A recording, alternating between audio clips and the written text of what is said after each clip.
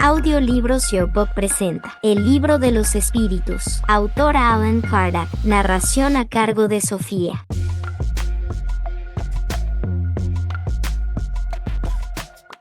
Libro segundo, capítulo séptimo, regreso a la vida corporal, preludios del regreso, unión del alma al cuerpo, aborto, facultades morales e intelectuales del hombre, influencia del organismo, idiotismo, locura, acerca de la infancia, simpatías y antipatías terrenales, olvido del pasado, preludios del regreso. Los espíritus conocen la época en la que habrán de reencarnar, la presienten como el ciego siente el fuego al que se aproxima. Saben que deben retomar un cuerpo, tal como sabéis vosotros que habréis de morir algún día, aunque ignoren cuándo eso sucederá. La reencarnación, por consiguiente, es una necesidad de la vida espírita, así como la muerte es una necesidad de la vida corporal. Con certeza es así. ¿Se preocupan los espíritus por su reencarnación? Los hay que no piensan en ella en modo alguno, e incluso no la comprenden. Eso depende del grado de adelanto de su naturaleza. Para algunos, la incertidumbre en que se encuentran respecto a su porvenir es un castigo. El espíritu puede adelantar o retrasar el momento de su reencarnación, puede adelantarlo con sus ruegos. También puede diferirlo si retrocede ante la prueba, pues entre los espíritus también los hay cobardes e indiferentes. No obstante, no lo hace con impunidad. Sufre por ello como el que se niega a tomar un remedio saludable que puede curarlo. Si un espíritu se sintiera suficientemente a gusto en una situación intermedia entre los espíritus errantes y no tuviera la ambición de ascender, ¿podría prolongar ese estado de manera indefinida? No, de manera indefinida no. El adelanto es una necesidad que el espíritu experimenta tarde o temprano. Todos deben ascender, ese es su destino. La unión del alma a un cuerpo determinado está predestinada, o la elección solo se hace a último momento. El espíritu siempre es designado con anterioridad. Cuando elige la prueba que quiere sufrir, el espíritu pide encarnar. Ahora bien, Dios, que sabe todo y todo lo ve, supo y vio con anterioridad que esa alma se uniría a un cuerpo determinado. El espíritu elige el cuerpo en el que habrá de entrar o solo el género de vida que debe servirle de prueba. También puede elegir el cuerpo, pues las imperfecciones de ese cuerpo son para el espíritu pruebas que lo ayudarán a su adelanto en caso de que supere los obstáculos que en él encontrará. No obstante, si bien el espíritu puede pedirlo, la elección del cuerpo no siempre depende de él. El espíritu podría a último momento negarse a entrar en el cuerpo que eligió. Si se negara, sufriría mucho más que aquel que no hubiese intentado ninguna prueba. Podría suceder que un niño que va a nacer no encuentre un espíritu que quiera encarnar en él. Dios proveería a ello. El niño, cuando debe nacer viable, siempre está predestinado a tener un alma. Nada ha sido creado sin un designio. La unión del espíritu a un cuerpo determinado puede ser impuesta por Dios. Puede ser impuesta, así como las diferentes pruebas, sobre todo cuando el espíritu aún no es apto para hacer una elección con conocimiento de causa. Como expiación, el espíritu puede ser obligado a unirse al cuerpo de un niño que, por su nacimiento y la posición que ocupará en el mundo, puede llegar a ser para él un motivo de castigo. En caso de que muchos espíritus se presenten para ocupar un mismo cuerpo que va a nacer, ¿qué es lo que decidirá entre ellos? Muchos pueden pedirlo, pero es Dios quien en un caso semejante juzga cuál es el más capaz para cumplir la misión a la que el niño está destinado. No obstante, como he dicho, el espíritu es designado antes del instante en que habrá de unirse al cuerpo. El momento de la encarnación es acompañado de una turbación similar a la que se produce cuando el espíritu sale del cuerpo, mucho mayor y sobre todo más prolongada. Con la muerte, el espíritu sale de la esclavitud, con el nacimiento ingresa en ella. El instante en que un espíritu debe encarnar es para él un momento solemne, cumple ese acto como algo serio e importante para él. Es como un viajero que se embarca para una travesía peligrosa sin saber si habrá de encontrar la muerte en las olas que afrontará. El viajero que se embarca sabe a qué peligro se expone, pero ignora si habrá de naufragar. Lo mismo sucede con el espíritu. Conoce el género de pruebas a las que se somete, pero ignora si sucumbirá. Así como la muerte del cuerpo es es una especie de renacimiento para el espíritu, la reencarnación es para él una especie de muerte, o más bien de exilio y enclaustramiento. Deja el mundo de los espíritus por el mundo corporal, así como el hombre deja el mundo corporal por el de los espíritus. El espíritu sabe que reencarnará, como el hombre sabe que habrá de morir. No obstante, al igual que éste, solo tiene conciencia de ello en el último momento, cuando llega la hora establecida. Entonces, en ese instante supremo, la turbación se apodera de él como en el hombre que agoniza. Esa turbación persiste hasta que la nueva existencia esté netamente formada. La cercanía de la reencarnación constituye una especie de agonía para el espíritu. La incertidumbre en que se encuentra el espíritu en relación con la eventualidad del éxito de las pruebas que sufrirá en la vida es para él una causa de ansiedad antes de encarnar, una ansiedad muy grande, puesto que las pruebas de su existencia lo demorarán o lo harán adelantar, conforme la soporte bien o mal. En el momento de reencarnar, acompañan al espíritu otros espíritus amigos suyos que se acercan a presenciar su partida del mundo espírita, así como van a recibirlo cuando reingresa en él. Eso depende de la esfera en que el espíritu habita. Si se encuentra en las esferas donde reina el afecto, los espíritus que lo aman lo acompañan hasta el último momento, lo alientan e incluso suelen seguirlo en la vida. Los espíritus amigos que nos siguen en la vida son los que a veces vemos en sueños, que nos demuestran su afecto y se nos presentan con rasgos desconocidos. Muy a menudo son ellos. Acuden a visitaros, así como vosotros vais a la cárcel a ver a un preso. Unión del alma al cuerpo. Aborto. ¿En qué momento se une el alma al cuerpo? La unión comienza en la concepción, pero solo se completa en el instante del nacimiento. Desde el momento de la concepción, el espíritu designado para habitar en un cuerpo se une a él mediante un lazo fluídico que se estrecha cada vez más hasta el instante en que el niño es dado a luz. El grito que sale entonces de sus labios anuncia que pertenece al conjunto de los vivientes y servidores de Dios. La unión del espíritu al cuerpo es definitiva desde el momento de la concepción. Durante esa primera etapa, ¿podría el espíritu renunciar a habitar en el cuerpo designado? La unión es definitiva en el sentido de que otro espíritu no podría reemplazar al que ha sido designado para ese cuerpo. No obstante, como los lazos que lo unen al cuerpo son muy débiles, se cortan con facilidad. Eso puede suceder por voluntad del espíritu que retrocede ante la prueba que ha elegido. En ese caso, el niño no vive. ¿Qué le sucede al espíritu si el cuerpo que ha elegido muere antes de nacer? Elige otro. ¿Cuál puede ser la utilidad de esas muertes prematuras? Las imperfecciones de la materia son casi siempre la causa de esas muertes. ¿Qué utilidad tiene para un espíritu el hecho de encarnar en un cuerpo que muere pocos días después de haber nacido? Ese ser no tiene suficientemente desarrollada la conciencia de su existencia. La importancia de la muerte es casi nula. Suele ser, como hemos dicho, una prueba para los padres. El espíritu sabe por anticipado que el cuerpo elegido no tiene la posibilidad de vivir. A veces lo sabe. No obstante, si lo eligió por ese motivo, es porque retrocede ante la prueba. Cuando la encarnación de un espíritu se malogra, sea cual fuere la causa, ¿se la suple de inmediato con otra existencia? No siempre de inmediato. El espíritu necesita tiempo para elegir de nuevo, a menos que la reencarnación inmediata se deba a una determinación anterior. El espíritu, una vez que se ha unido al cuerpo del niño, cuando ya no puede echarse atrás, lamenta a veces la elección que ha hecho. ¿Quieres decir si como hombre se queja de la vida que lleva, si quisiera que su vida fuese diferente? Sí. ¿Se lamenta de la elección que ha hecho? No, porque no sabe que fue él quien eligió esa vida. Una vez encarnado, el espíritu no puede lamentarse de una elección de la que no tiene conciencia. No obstante, puede considerar que la carga es demasiado pesada. En ese caso, si cree que es superior a sus fuerzas, recurre al suicidio. En el intervalo que hay entre la concepción y el nacimiento, ¿goza el espíritu de todas sus facultades? Eso es relativo, depende del periodo de la gestación, porque todavía no está encarnado, pero sí ligado. Desde el instante mismo de la concepción, la turbación comienza a apoderarse del espíritu. Esa turbación le advierte que ha llegado el momento de iniciar una nueva existencia, y va en aumento hasta que el niño nace. En ese intervalo, su estado es aproximadamente el de un espíritu encarnado durante el sueño del cuerpo. A medida que se acerca la hora del nacimiento, sus ideas se diluyen, al igual que el recuerdo del pasado, del cual como hombre ya no tiene conciencia una vez que ingresó a la vida. No obstante, ese recuerdo vuelve poco a poco a su memoria durante el estado de espíritu. El espíritu, en el momento de nacer, ¿recobra de inmediato la plenitud de sus facultades? No, sus facultades se desarrollan en forma gradual junto con los órganos. Se trata para él de una nueva existencia. Es necesario que aprenda a servirse de sus instrumentos. Recobra las ideas poco a poco, como un hombre que al despertar se encuentra en una posición diferente de la que había tenido durante la vigilia. Dado que la unión del espíritu al cuerpo solo se lleva a cabo en forma completa y definitiva después del nacimiento, ¿se puede considerar que el feto tiene un alma? El espíritu que debe animarlo existe, en cierto modo, fuera de él. Por consiguiente, para hablar con propiedad, el feto no tiene un alma, puesto que la encarnación está solo en vías de operarse. No obstante, se encuentra ligado a la que habrá de tener. ¿Cómo se explica la vida intrauterina? Es la vida de la planta que vegeta. El feto vive la vida animal. El hombre posee en sí la vida animal y la vida vegetal que, cuando éste nace, se completan con la vida espiritual. Hay, como la ciencia lo indica, niños que desde el seno materno no son viables. ¿Con qué fin sucede eso? Eso sucede con frecuencia. Dios lo permite a modo de prueba, ya sea para los padres o bien para el espíritu designado para ocupar ese lugar.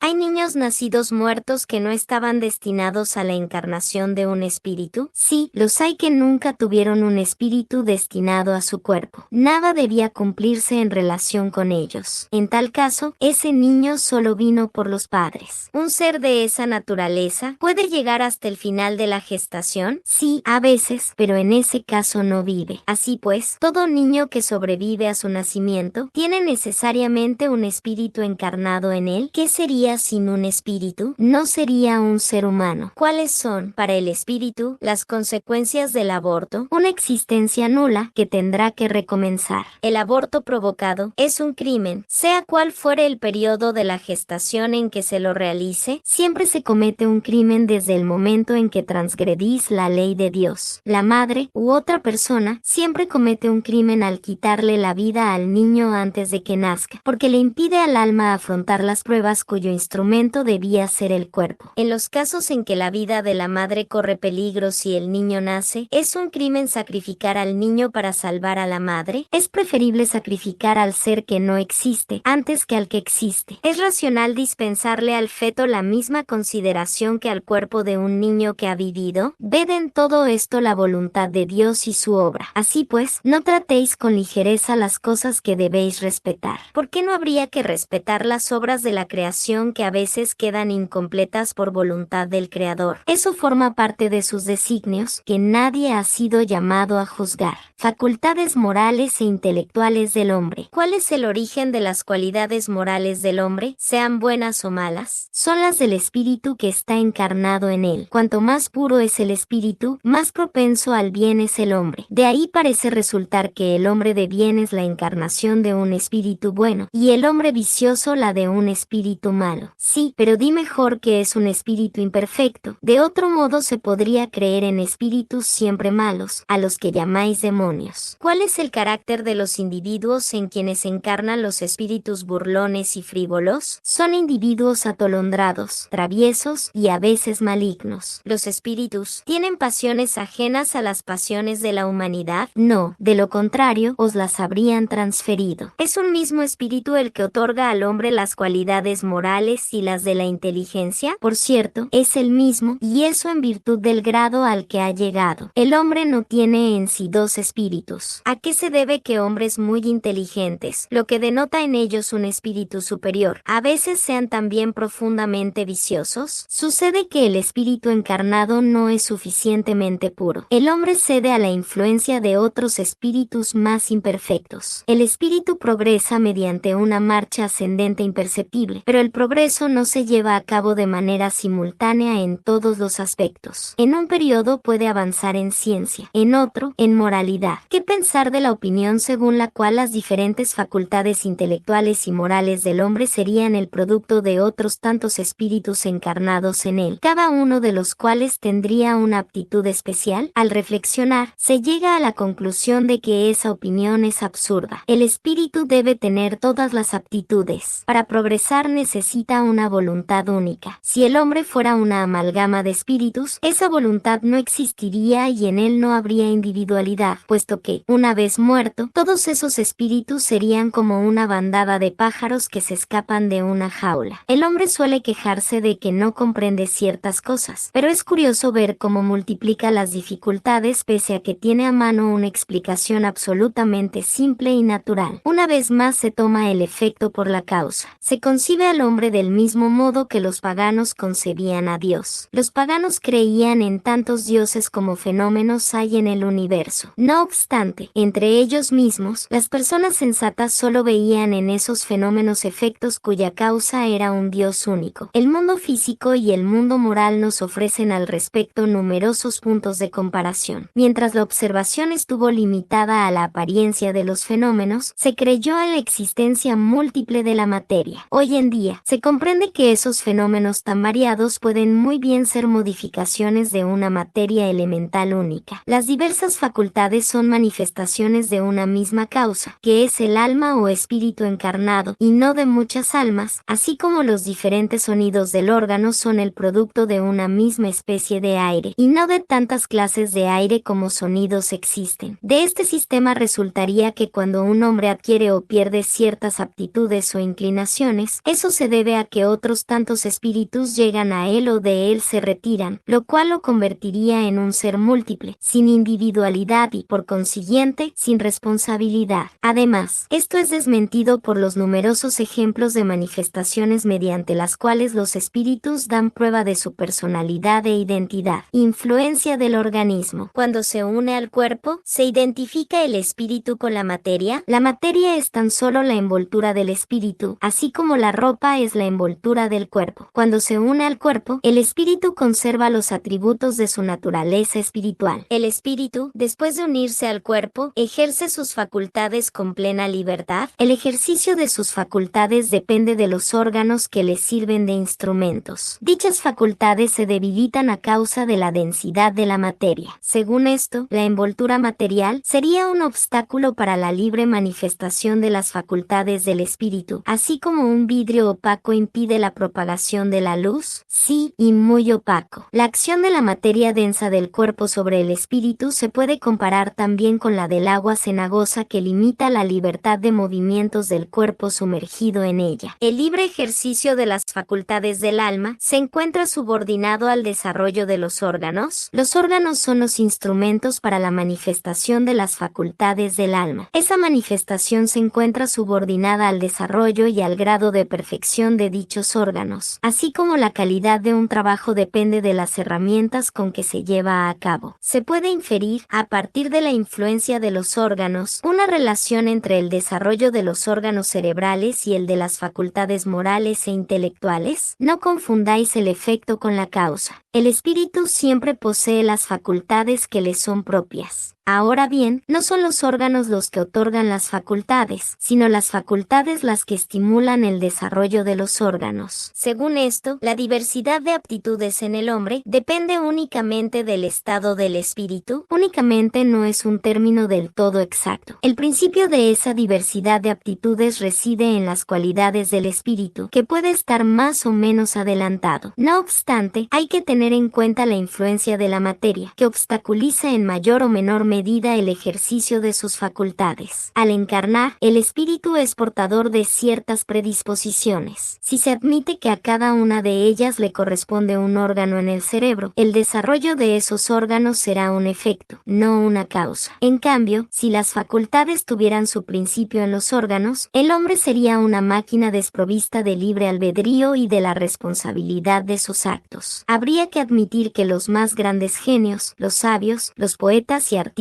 lo son apenas porque el acaso les ha otorgado órganos especiales, razón por la cual sin dichos órganos no serían genios. El último imbécil habría sido un Newton, un Virgilio o un Rafael si hubiese estado provisto de determinados órganos. Esta suposición resulta aún más absurda cuando se la aplica a las cualidades morales. Así, según este sistema, San Vicente de Paul, dotado por la naturaleza de tal o cual órgano, habría sido un criminal y al mayor de los criminales solo le habría hecho falta un órgano para ser un San Vicente de Paul. Por el contrario, si admitís que los órganos especiales, si es que existen, son la consecuencia de las facultades y se desarrollan mediante el ejercicio de estas, así como los músculos lo hacen por medio del movimiento, nada os resultará irracional. Hagamos una comparación trivial, a fuerza de ser cierta. Por determinados rasgos fisonómicos podéis reconocer al hombre entregado a la bebida. Ahora bien, ¿son esos rasgos los que hacen de él un ebrio o es la embriaguez la que los produce? Se puede decir, pues, que los órganos reciben la impresión de las facultades. Idiotismo, locura. ¿Tiene fundamento la opinión según la cual los cretinos e idiotas tendrían un alma de naturaleza inferior? No, tienen un alma humana, con frecuencia más inteligente de lo que creéis, que sufre por la insuficiencia de los medios de que dispone para comunicarse, así como el mudo sufre por no poder hablar. ¿Con qué fin la providencia crea seres desdichados, como los cretinos e idiotas? Son espíritus que habitan en cuerpos de idiotas como castigo. Padecen por el constreñimiento que experimentan y por la imposibilidad de manifestarse a través de órganos no desarrollados o defectuosos. Entonces, ¿es incorrecto decir que los órganos no influyen en las facultades? Nunca dijimos que los órganos no influyen. Ejercen una influencia muy importante sobre la manifestación de las facultades, pero no las otorgan. Ahí radica la diferencia. Un buen músico no podrá tocar correctamente un instrumento defectuoso, pero eso no significa que dejará de ser un buen músico. Es necesario distinguir el estado normal del patológico. En el estado normal, lo moral supera el obstáculo que la materia le opone. No obstante, hay casos en que la materia ofrece una resistencia tal que las manifestaciones son impedidas o desnaturalizadas, como en la idiotez y la locura. Esos son casos patológicos,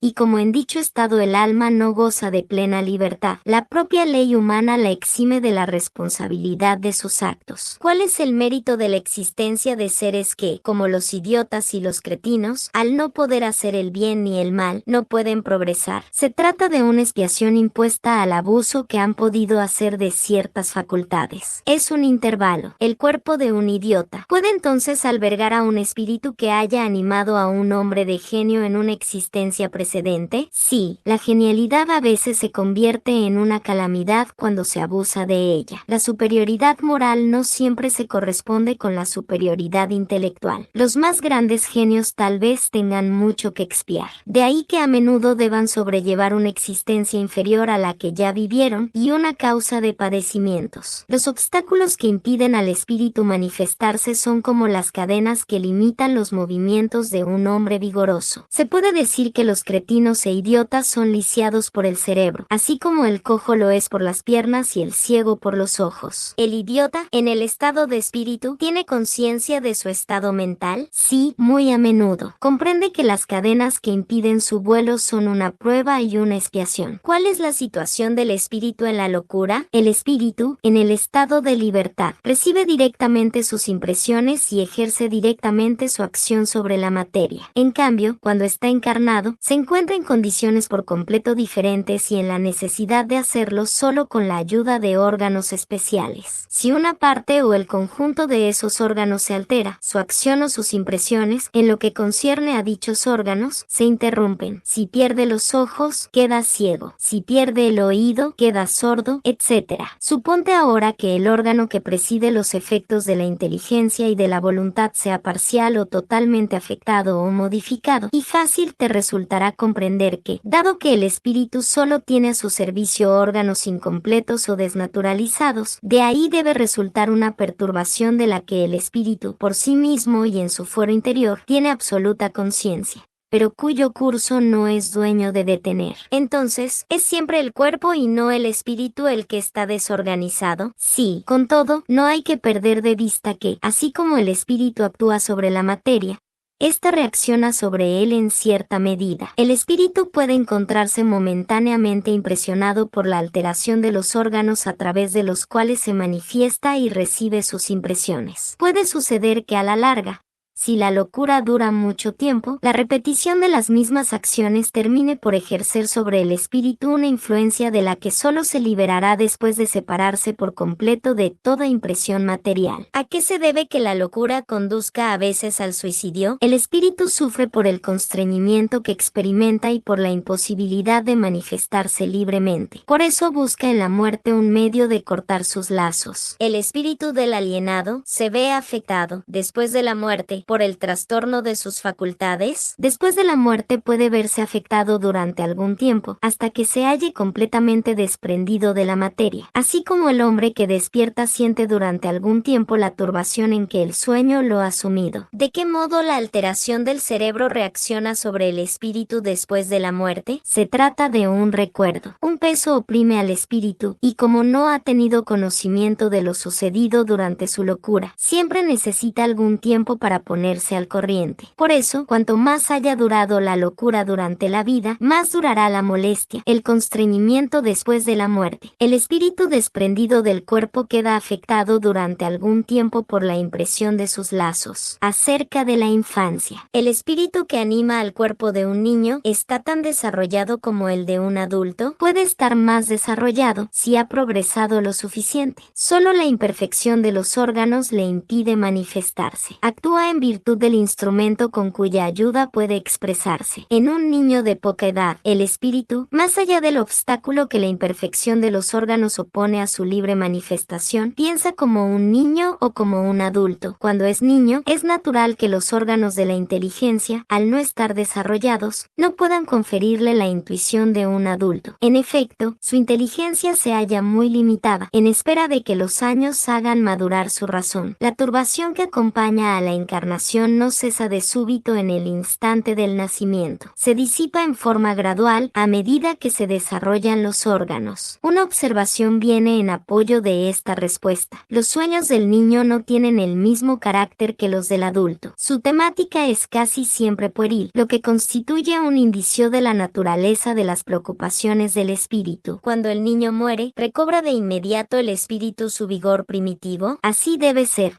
puesto que está liberado de su envoltura carnal. No obstante, solo recobra su lucidez primitiva cuando la separación es completa, es decir, cuando ya no existe ningún lazo entre el cuerpo y el espíritu. El espíritu encarnado sufre durante la infancia el constreñimiento que la imperfección de los órganos le impone. No, ese estado es una necesidad. Es natural y conforme a los designios de la providencia. Se trata de un periodo de reposo para el espíritu. ¿Cuál es la utilidad para el espíritu de pasar por el estado de infancia? Dado que el espíritu encarna con miras a perfeccionarse, durante ese periodo es más permeable a las impresiones que recibe y que pueden favorecer su adelanto, al cual deben contribuir quienes están a cargo de su educación. ¿Por qué las primeras manifestaciones del niño son los gemidos? Para excitar el interés de la madre y provocar los cuidados que necesita. ¿No comprendes que si solo lanzara voces de alegría cuando aún no sabe hablar, los demás pocos